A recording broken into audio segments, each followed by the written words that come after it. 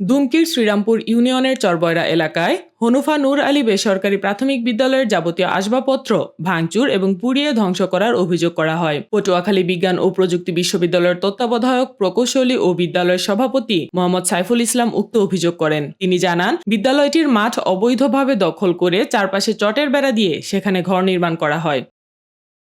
শনিবার সকাল 10টায় দুমকি প্রেস ক্লাবে এক সাংবাদিক সম্মেলনে বিদ্যালয়ের সভাপতি লিখিত অভিযোগ আনেন। সেখানে এক বক্তব্যে তিনি বলেন, স্কুলের চেয়ার, টেবিল, ব্ল্যাকবোর্ড, স্টিলের আলমারি ভাঙচুর ও লুটপাট শেষে স্কুল গৃহে আগুন লাগিয়ে দেয়। এতে স্কুলের কাগজপত্রাদি রক্ষিত পুরাতন পরীক্ষার পেপার ও রেজিস্টার খাতা সামগ্রী পুড়ে যায়। 1952 সালে এসে হালে আমাদের বাড়ি থেকে একটি অংশ কেটে নিয়ে তার একটা আলাদা দাগ করে ভুয়াভাবে নিয়ে যায়, অন্যায়ভাবে।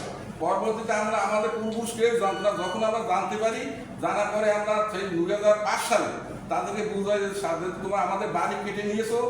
স্কুল ঘর ও খেলার মাঠ অবৈধ দখলদারের কাছ থেকে উদ্ধার করে পূর্বের ন্যায় শিক্ষার কার্যক্রম চালু করার জন্য তিনি প্রশাসনের কাছে আবেদন জানান। তবে এই বিষয়ে প্রধান অভিযুক্ত মুসা হাওলাদার অবৈধ দখলের অভিযোগ নাকচ করে বলেন, তারা ওয়ারিশ সূত্রে এই জমির মালিক, বরং তারা ক্রয়ের অতিরিক্ত জমি বিদ্যালয়ের নামে দখল করে রেখেছে।